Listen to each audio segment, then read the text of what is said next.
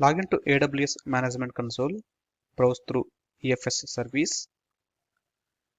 EFS dashboard is showing that one EFS file system already created.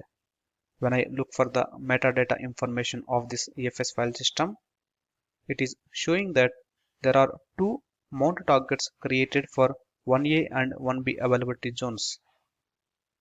This means that EC2 instances which are deployed into 1A and 1B availability zone can have access to this EFS file system.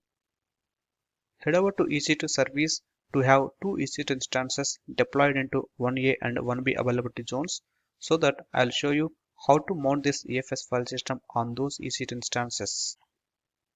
Click on EC2, click on running instances. EC2 dashboard is showing that there are two instances already running in this region, which are labeled as IVQ test1 and IVQ test2. When you look at IVQ test1 is deployed into 1B availability zone and IVQ test2 is deployed into 1A availability zone. Make sure that the instances and the EFS file system are in same VPC. Let me go back to EFS file system metadata information. Let me look for the mount instructions. Scroll down. Documentation is stating that when we are using NFS client to mount the EFS as a local file system, we need to copy this command. Then log into the EC2 instances. I have already logged into these EC2 instances from my PuTTY.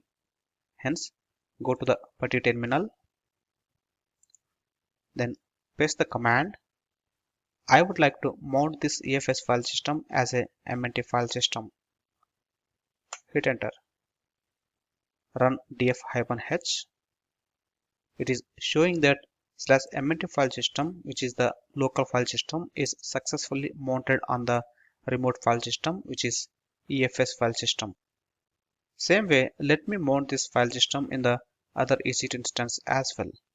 Let me copy the same command. Go back to other terminal.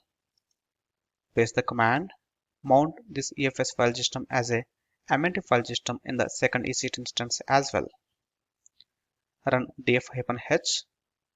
It is also showing that MNT file system, which is local file system to this EC2 instance, is mounted on the remote file system, which is EFS file system.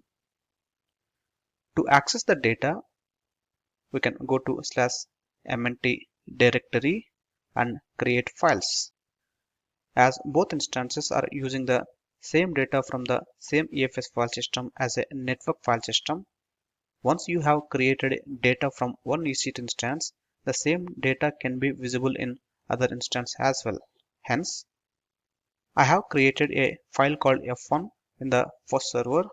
Let me switch to the other server and go to MNT directory and let me look for the data.